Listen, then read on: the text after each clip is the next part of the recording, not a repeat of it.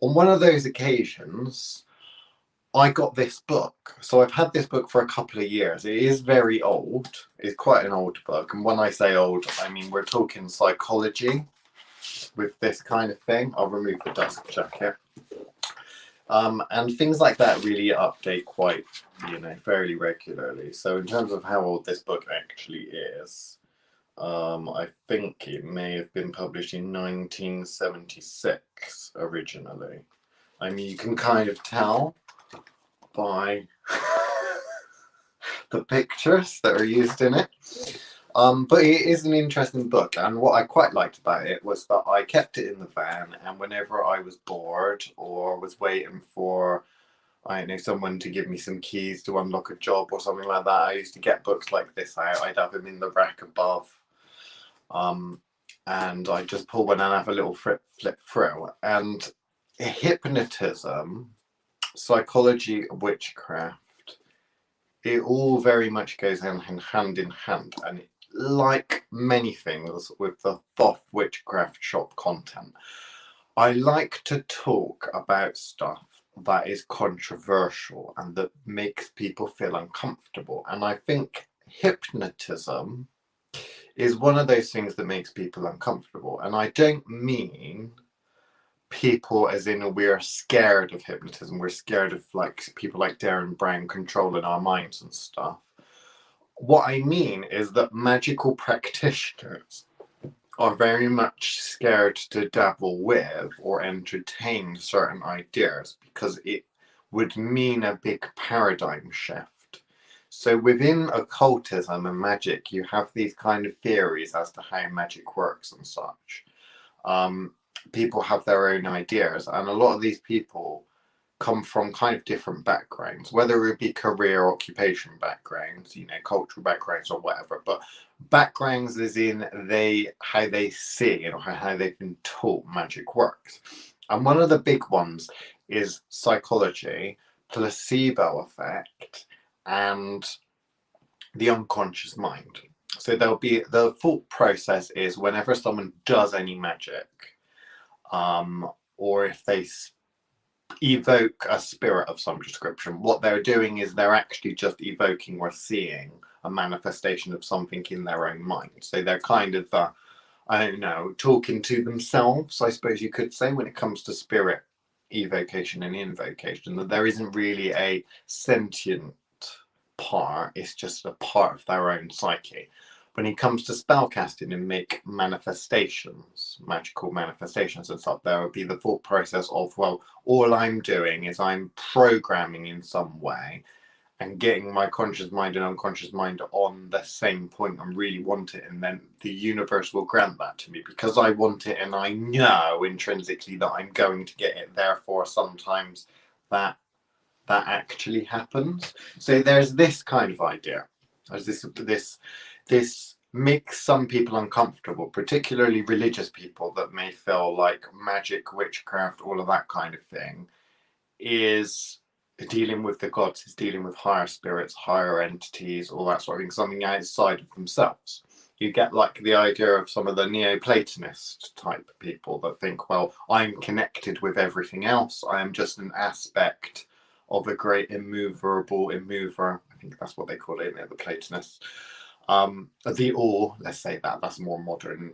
I am just a part of the all, therefore if I want something, the all will make it happen. I know that that's oversimplifying it, but some people won't be familiar with this concept. Now, what I found is that if we stick to hypnotism is very interesting, and something that as a clinical witch, a professional witch, someone that has to work towards a result for a paying client, granting wishes, as it were, is essentially what professional witches kind of do. We need lots of tools at our disposal. And nowadays, witchcraft and magic is seen as I want it to be like Harry Potter. I want it all to be mysterious and unexplainable. And in reality, that's only part of this thing we call magic, this thing we call the modern cunning folk kind of practice.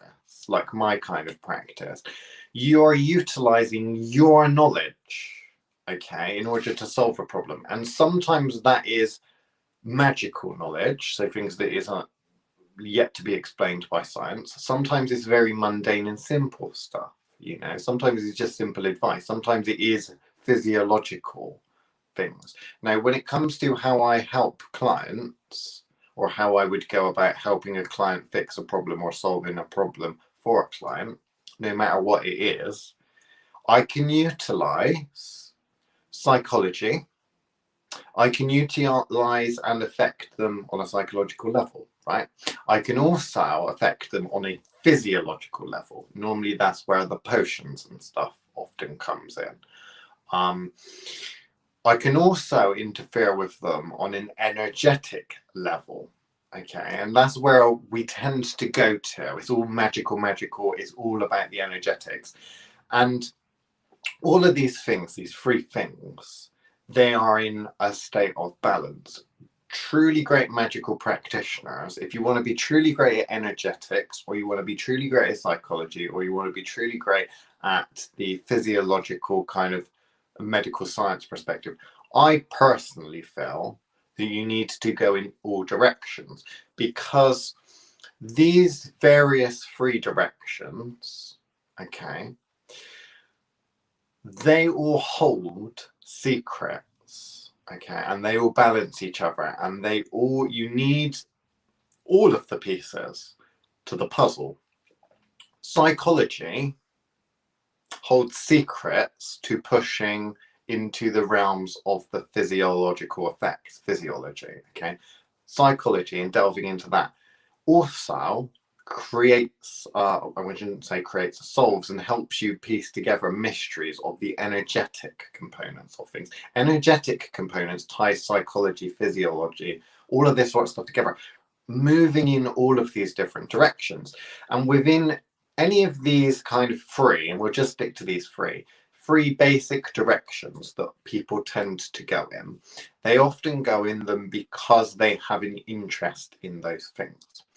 Their background, maybe occupation, fascination, whatever it is, they look at magical practice through that very specific lens. And that lens initially helps. Okay, it initially helps because what it enables you to do is piece things together and have an understanding, build a system of understanding, schematic of how you feel everything works, so you can move through it and you can piece things together. It makes sense. The problem is when you're dealing with one and not all of them, so you're just looking through that one lens, it's a flawed lens. Okay, so although it's initially helpful, what you will find that it becomes a block and a barrier, and you cannot push past any further. And I find this all of the time, because very much the systems that are in place in the 21st century, the way we teach, whether it be from an academic perspective or whether it be from a magical perspective, a lot of the modern, what you would probably call mystery schools, covens, secret societies, these sorts of places, they have a very, very specific lens, and they don't tend to look through all of these three all at once, nor individually. And it's to the practitioner's detriment. It's not a good thing. You need to push with all of them. Okay. Now, how does that happen? Well, ultimately, it's going to be a natural bias towards what brings you and what helps you piece that together. So if you have a background in psychology and you have an interest in psychology and how people work, you're going to start viewing everything from a psychologist's lens. If you're a medical doctor and you have a specialty in perhaps something like pharmacology, pills affecting the body, you know, that kind of thing, you're very much going to be on that wavelength. You're going to be thinking in terms of that. If you're from more of one of these stereotypical woo-woo, you know, great macrocosm type things, pray to the gods, I'm going to do this, I just need to burn a little bit of sage and it kind of sorts itself out type approach, then again, you're going to see things through that lens. Now, I think that most people in this day and age have an appreciation for all three. They have an appreciation for the psychological aspects, they have an appreciation for the physiological aspects at play, and then they have an appreciation for the great mystery, the energetics. Now, the problem is that although people have an appreciation, where does that end? Some people, that is a very low down block for one of three or more of those, you know. Within the secular kind of approach that we have nowadays, with a kind of very atheistic, a lot of those sorts of people from that background I found really dislike energetic components to things. They don't like the energetic components of stuff. They don't like the idea. The idea threatens them in some way, shape, or form. So they don't want to explore it, nor do they even want to entertain it. Okay, so they tend to stick with physiological effects, and often to a lesser extent psychology, because psychology is a little less corporeal. It's not quite on the energetic component of we're using very weird, basically from the top down, because when you're talking energetics and magical kind of things, you're talking kind of at a higher level, and then trying to understand the process going down, the materializing manifestations going down, whether as with physiological effects, we're starting from the very bottom and working up. And then from the psychological effects, we're normally at this kind of tier. So depending on what way you like to work and what way you like to explore and understand, your bias is going to be somewhere in that. And what's important for a magical practitioner that really wants to evolve and grow and push is that you need to incorporate all of these things. Now, hypnosis is an interesting one, because hypnosis is something that I've utilized upon occasion. I am not a licensed hypnotist and have no qualifications in it, but I'm also a witch. And if you understand anything about the history of witchcraft, you would know that I am amoral and I'm perfectly happy to break the law. The second thing you'll notice is that it's witchcraft. Witchcraft is not a sanctioned thing. People tell me witchcraft's legal nowadays. You're okay, witchcraft's legal nowadays.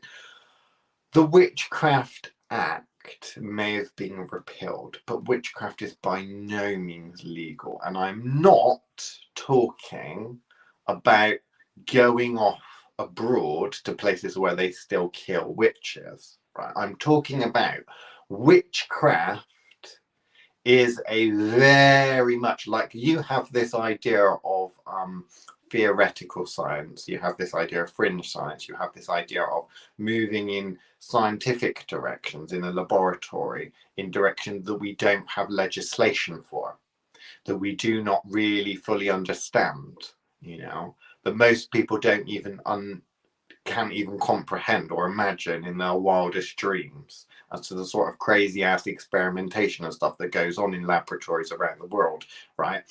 That is witchcraft. Witchcraft, a magical practice. The occultist, the magical practitioner, is dabbling with things that most people can't even comprehend.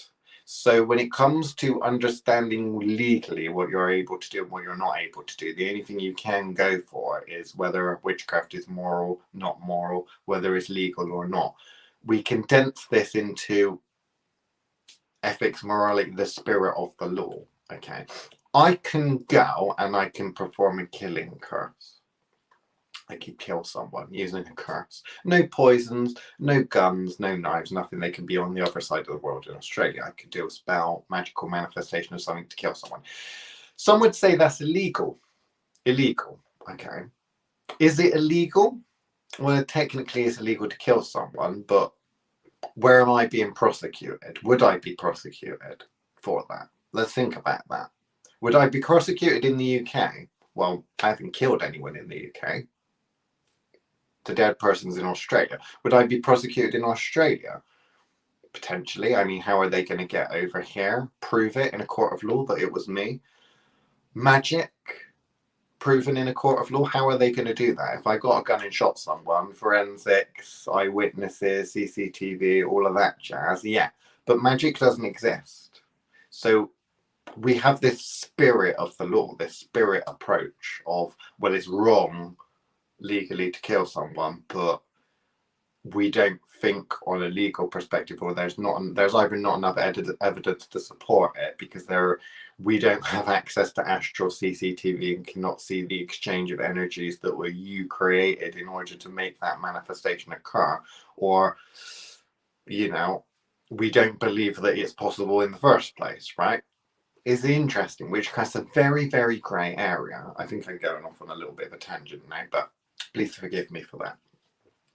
Hypnosis is an interesting skill, and I'm not saying the witches should learn hypnosis, but it is one of those things that understanding hypnosis can help you understand an aspect or a part of magical practice. Now, we have this idea within magic that there are underpinning energies in the world, universe, whatever, goddesses, that kind of thing, titans, whatever. We also have these ideas of how does magic work?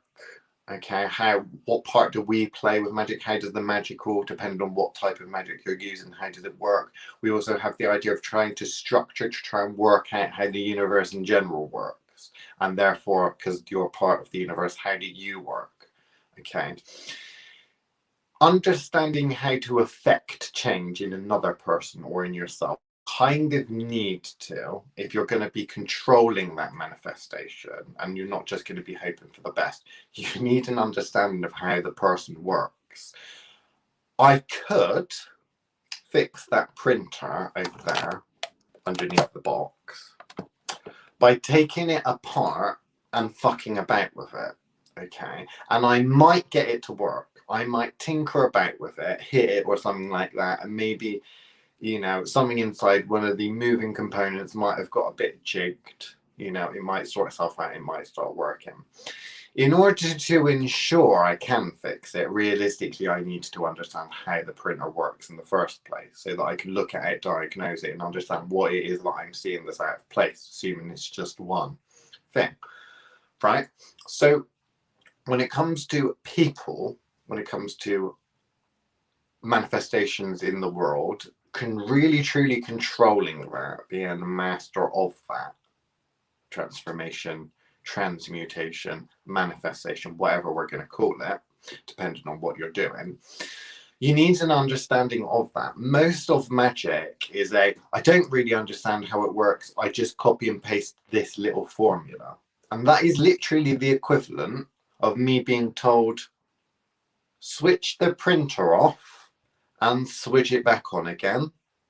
Check the ink, check this, check that. What people do is they cobble together magical systems that work a lot of the time under the right conditions. Now, the right conditions may be conditions that are around for the majority of the time. Okay, so you might be given a magical system that you are capable of producing a result because and there are many conditions that would be required to meet, not just from a psychological perspective, if you understand what the fuck it is that you're doing with the ritual and can read English when the book with the ritual is written in English and has not been retranslated and jigged about a dozen times. Please check cart. What's a cart? Well, that's been translated from please check the ink cartridge is full of fucking ink. Mistranslation, not understand. Cart, I'm looking for a cart. What the fuck is a cart? Look up in a dictionary what a cart is. Maybe some of the smart people might get it, but the thick people won't get it. The thick people won't necessarily put cart and think cart. Could they mean cartridge? Could they mean that thing that's full of something? This is very difficult. Anyway, we're going off on a tangent again now. So, psychology. Where does hypnotism, and can hypnotism and research in hypnotism maybe given it a go? How can that be incorporated into magical practice and witchcraft? Well, there's one thing that dabbling with hypnotizing people, potentially yourself, but realistically other people, is going to get you comfortable with and used to, and that's this separation and the understanding of key components within a person, a part of person's soul. The conscious mind and the unconscious mind are the two first things that someone really truly needs to get a really good understanding of if they want to be able to do proper good manifestations like. Okay. And unconscious is still very much cutting edge psychology and still very much cutting edge neuroscience and science in general. So it stands to reason that you ain't going to get a huge amount of answers from that in order to, you know, push down the sort of levels that you're going to be able to get. There are a lot of woo-woo-y kind of books that are normally in the self-help section that talk about The Secret and manifestation and very much laws of attraction and such like. But realistically, I've met many people that can't make that work because the whole thing's fucking flawed. But there we go. Understanding a intricate cog does not mean that you understand the greater machine, but it means you really have quite a good understanding of that part of the machine. Okay. Hypnotism is one of those things, is a little cog in the little section that is understanding the unconscious mind. That unconscious mind part of the machine being you, by the way, and the conscious mind, all of these things connected to, just looking at that and really trying to get to grips with it can take lifetimes. Obviously, if you have got the ability to network all of your lifetimes together and don't have to redo and constantly relearn the same old thing and redo the same experiments, that's a benefit, but I know most people can't do that yet. We're working on assisting people on the Thoth Witchcraft Patreon mentorship program, but there we go. I've plugged that, so I don't need to now. The unconscious aspect, the unconscious part of the mind, the fun thing that we really need mastery of in order to get to the next step, which would be the next layer, which would be all this astral stuff, manifestation as above, so below, making something happen there so they manifest in the material physical plane. Okay, right? So with this, how does hypnotism help with that? Well, hypnotism is essentially bypassing, we're trying to put a stop on, pause on a lot of the conscious aspects. And one of the most fascinating, witchy looking things that people go for is instantaneous hypnotism. This idea that you go and then they just kind of fall to sleep, right? Instantaneously, right?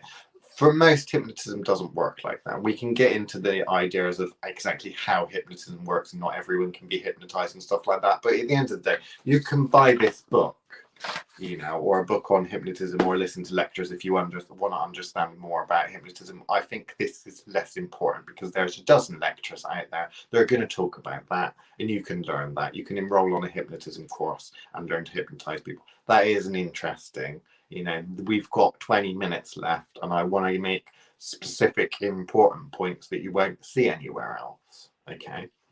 So the unconscious part of the mind, unconscious component of the mind. What's fascinating when we look at magic and wand waving and stuff, it's often seen as a cheat. It's often seen as a, well, I would need an army to go and invade this city-state, but actually I can just wave my wand and fire spurts out of it and incinerates an entire army. You know, that kind of television type magic. They see it as cheating.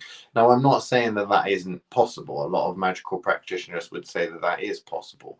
What I would say is it takes a considerable amount of time and effort to get to that stage. Okay, so are you considering it to be a cheat if you're having to invest possibly multiple lifetimes or decades or years, months, whatever, to get to that step?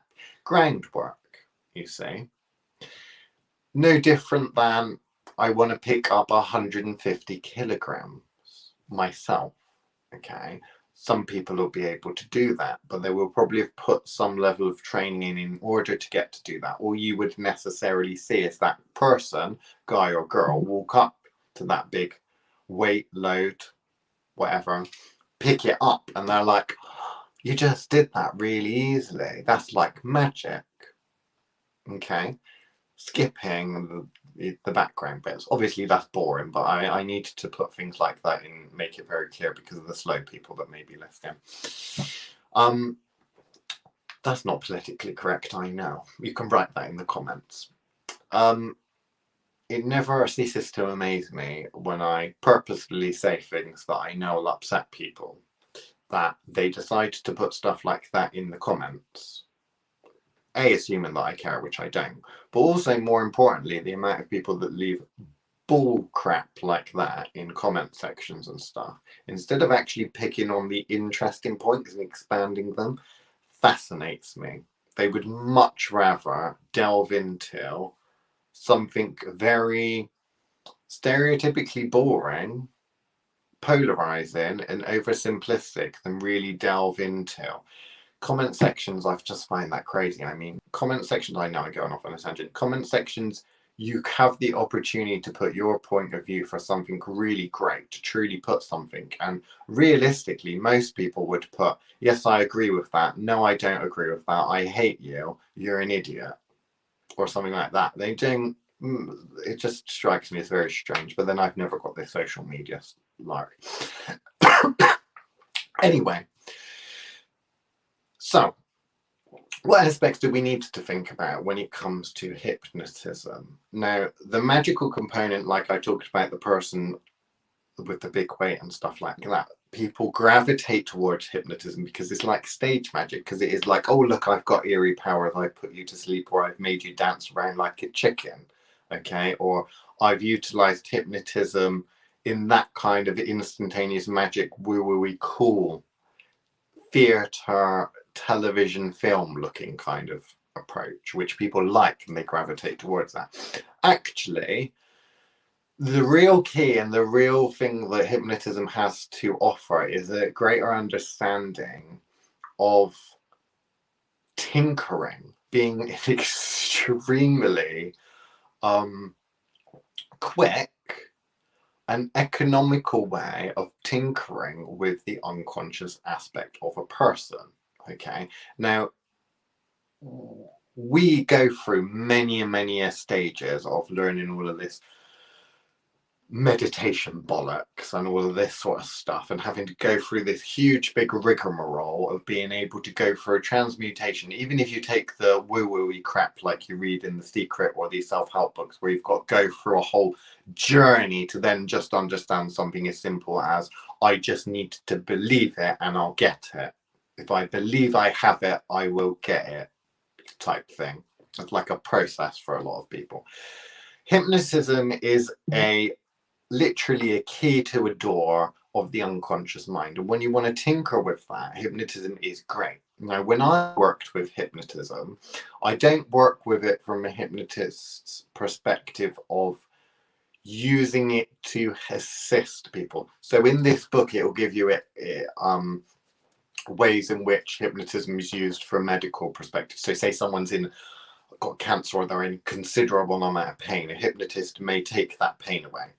You know, so if I had a client that came to me for pain issues, then if I learned hypnotism, I could hypnotize that person in order to not feel the pain anymore, because at the end of the day, pain is just all in the head, isn't it? And if they had just decided to ignore that, then you're not going to feel the pain anymore. So hypnotists might work with stuff like that. They might work with mind control kind of things and stuff like that to a certain extent. My interest, although that is cool and it can be utilized for, you know, witchcraft practice from a clinical perspective or professional perspective, that is not the golden egg. That is not the golden egg. Okay, hypnotism offers so much more than that, because it gives you a quick key to access the unconscious mind of someone else or yourself. Not like hypnotherapists tend to do, which is to make something happen to stop someone smoking, right? To stop someone's pain, to make someone do something, to make someone be a fool on a stage or something like that. Not for that, not for the manifestation. Okay, hypnotism is important for the exploration. For people that really struggle to understand this, what is the unconscious? You know, conscious mind, unconscious mind, what is all of this? Hypnotism allows you a very specific key to open that door and to look around inside someone's unconscious and to tinker and then understand through how things manifest. That's completely unethical. But at the end of the day, I'm a witch, and the original definition of the witch is a kind of maleficent and baneful magic. So I have a problem with screwing people. I've said it now, it's too late. There's probably a joke in there. So anyway, Hypnotism Psychology. Interesting book. I quite enjoyed it. Extremely out of date. But at the same time, I still felt that it was a little bit of an interesting read. So within hypnotism and stuff like that, I wonder if you've ever been hypnotized. I wonder if you understood hypnotism and whether you decide to learn how to hypnotize someone or whether you just understand the theory of the tools. I think that it can greatly add to a magical practitioner's kind of art.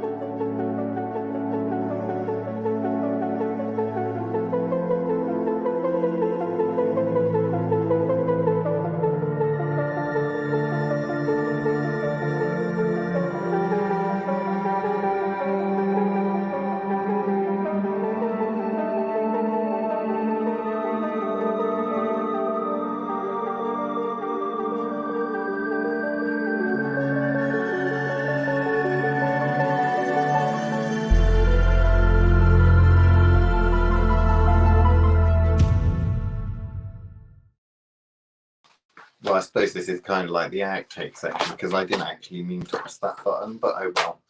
So this is Superpsych.